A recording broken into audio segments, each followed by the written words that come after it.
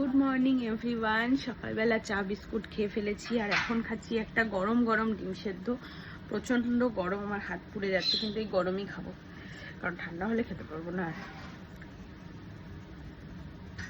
আমার মতো কার কার এই প্রবলেমটা আছে বলো তো। গানের রেওয়াজ করছিলাম, কিন্তু এখন আমার প্রচণ্ড খিদে পেয়ে গেছে। মা একটু ফল কেটে দিয়েছে আমাকে, লেবু, কলা আর নাশপাতি, আর আপেলটা রয়েছে সেটাও খাবো। তো এটা খাই। প্রচণ্ড খিদে পেয়েছে আমার।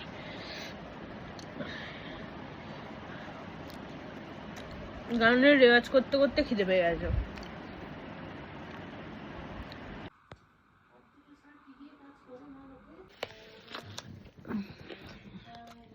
আপেলটা খাবো, আপেলটা খেয়ে স্নান করতে যাবো, এসে দুপুরে ভাত খাবো।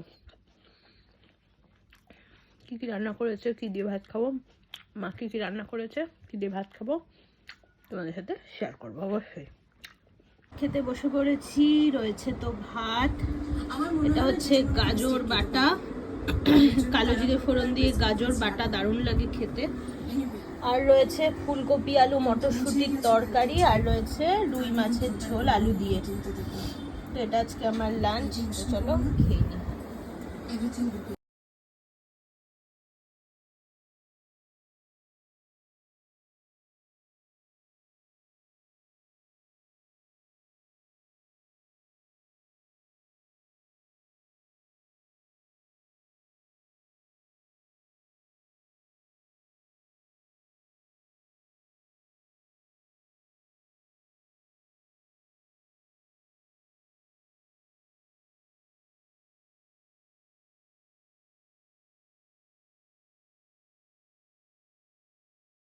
যাচ্ছি গানের ক্লাসে, রেডি হয়ে নিয়েছি।